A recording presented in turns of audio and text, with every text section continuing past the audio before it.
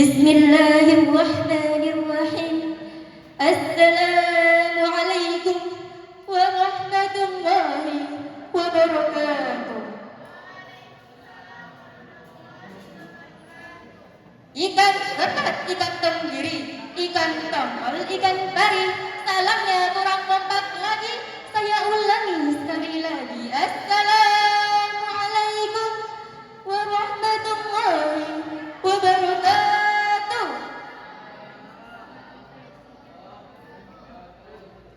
Alhamdulillah, alhamdulillah rabbil alamin, wa bihi nasta'in, wa ala umri dunya waddin, wa ala alihi wa sahbihi rasulillahi ajma'in. Amma ba'du. Yang terhormat Dewan Juri yang bijaksana dan semoga Allah muliakan, dan seluruh sahabat-sahabat yang insyaallah dirahmati oleh Allah. Ada peri di atas lemari yang memiliki badan yang ideal, datang kemari bukan untuk menari, tapi untuk menyampaikan pentingnya Al-Quran di era digital. Kalau saya manggil sahabat, jawabnya dalam ya. Siap? Sahabat. Al-Quran merupakan kitab suci umat Islam yang berisi firman-firman-Nya Allah yang diwahyukan kepada Nabi Muhammad melalui malaikat Jibril, yang mana berfungsi sebagai petunjuk kehidupan dan pedoman bagi umat manusia. Saat ini banyak anak-anak muda yang terbawa arus akan canggihnya teknologi digital yang semakin tak terbatas. Ya, ini semua disebabkan karena kita hidup di zaman serba teknologi. Memang teknologi ini sangatlah membantu kita dalam hal apapun itu. Tapi tak sedikit pula informasi yang kita dapatkan agak menyeleweng atau bahkan tidak sesuai dengan ajaran agama kita. Ada sebuah hadis yang mengatakan, Inna rabbaka la yu'jabu minasyabbaha sab'ada. Sesungguhnya Rabbmu merasa kagum kepada seorang pemuda yang tidak memiliki penyimpangan atau tetap lurus di jalan Allah.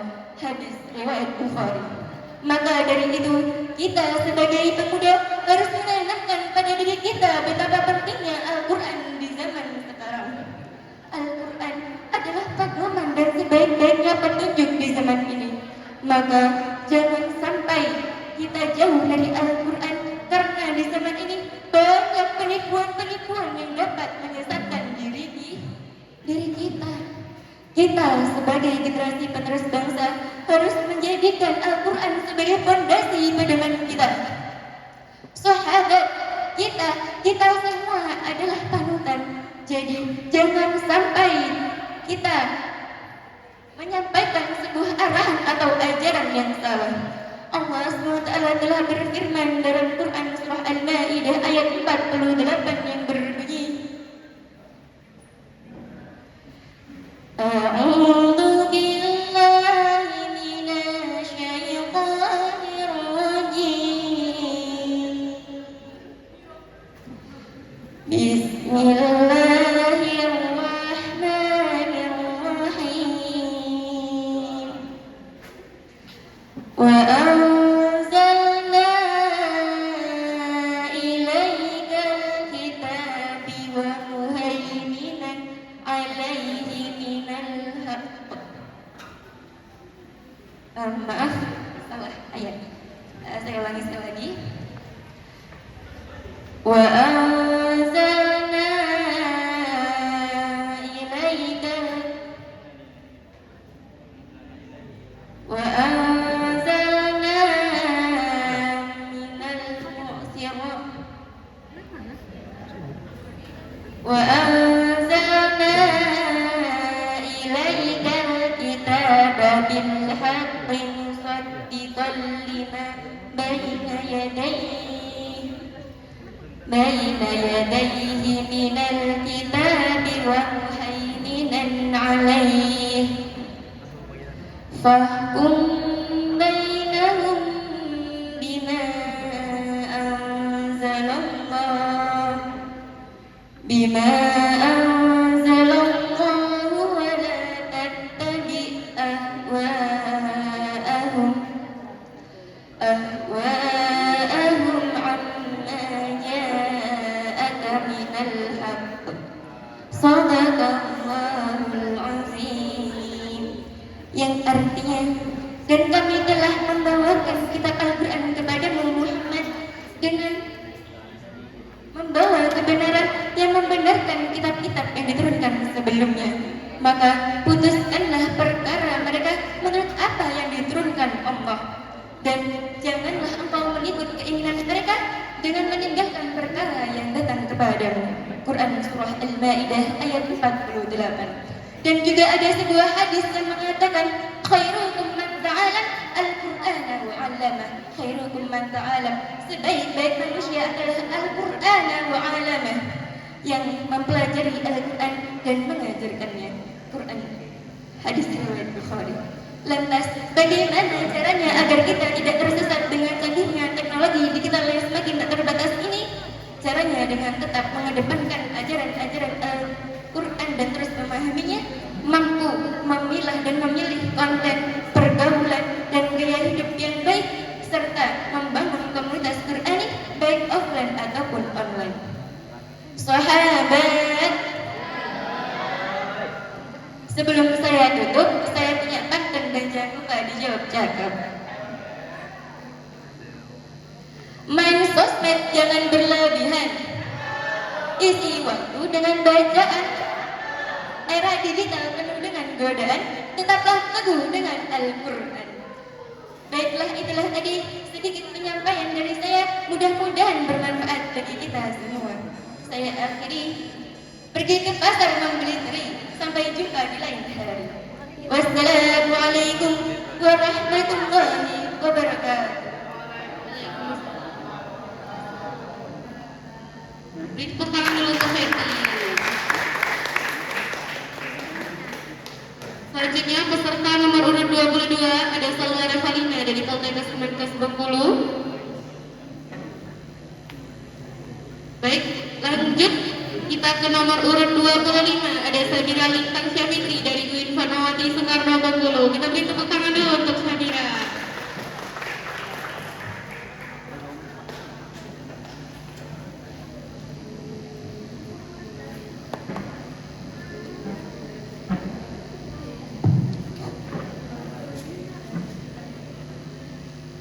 Bismillahirrahmanirrahim. Assalamualaikum warahmatullahi wabarakatuh.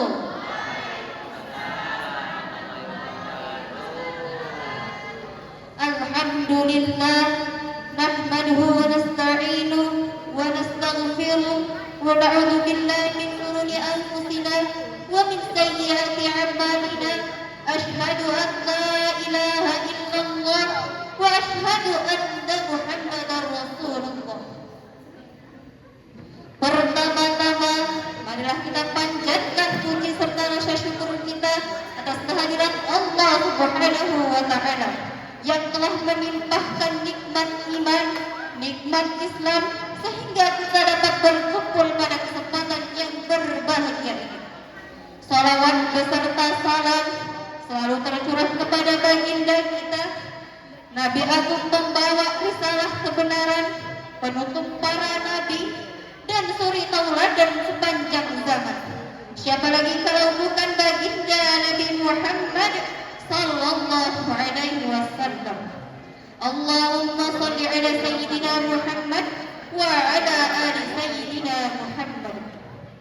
Yang saya hormati Dewan Juri yang insya Allah bijaksana, semoga Allah senantiasa memberikan kesehatan dan keberkahan kepada Dewan Juri sekalian, serta teman-teman dan para peserta yang saya banggakan.